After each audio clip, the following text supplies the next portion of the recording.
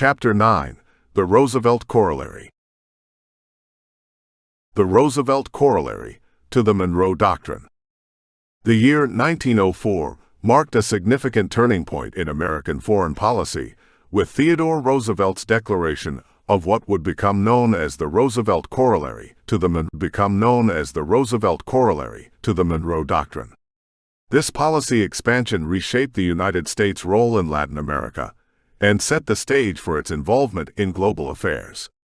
The corollary reinforced the notion that the United States had a vital interest in the Western Hemisphere, arguing for active intervention in Latin American nations facing instability. To properly understand the Roosevelt Corollary, one must first examine the Monroe Doctrine, articulated by President James Monroe in 1823. The Monroe Doctrine was a cornerstone of American foreign policy, asserting that the Western Hemisphere was off-limits to European colonialism. Its primary aim was to prevent European powers from re-establishing control in Latin America, thus protecting the autonomy of newly independent nations in the region.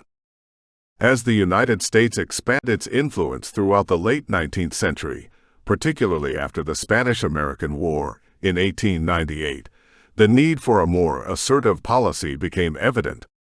Theodore Roosevelt, who took office in 1901, recognized that many Latin American countries faced financial instability and political.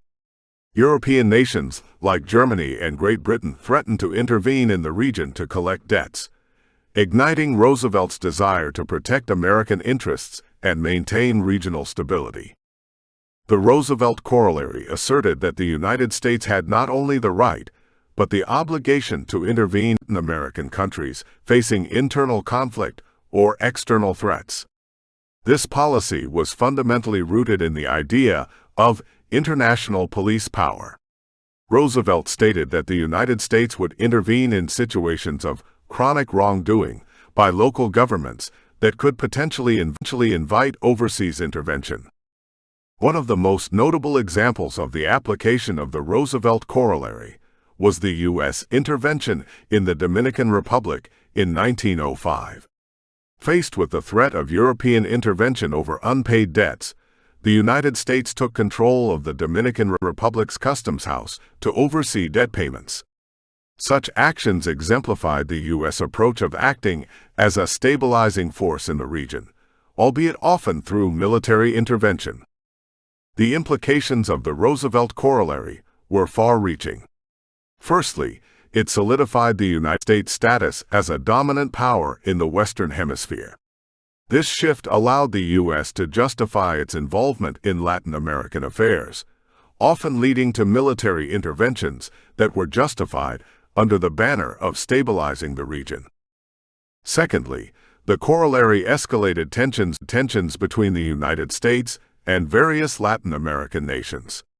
While Roosevelt's intentions may have included the protection of smaller nations, it also created resentment over U.S. interventionism. Countries in Latin America perceived the United States as paternalistic, leading to long-lasting relationships. The impact of this policy can be seen in subsequent U.S. interventions in nations like Nicaragua, Haiti, and Cuba in the years following its declaration. The legacy of the Roosevelt Corollary is multifaceted. While it underscored the U.S. commitment to regional stability, it also set a precedent for interventionist policies that would characterize American foreign relations throughout the 20th century. In essence, it expanded the Monroe Doctrine from a defensive to an assertive policy framework. The corollary contributed to the establishment of the States as a global power. It laid the groundwork for later doctrines, such as the Good Neighbor policy during Franklin D. Roosevelt's presidency, which sought to foster better relations with Latin American countries while still asserting U.S. interests. In recent years, the tenets of the Roosevelt Corollary can be observed in U.S. foreign policy, albeit often under different nomenclatures. The U.S. has remained involved in Latin America through economic sanctions, military aid, and strategic partnerships. The ongoing crises in Venezuela and Nicaragua highlight the nuances of American interventionist tendencies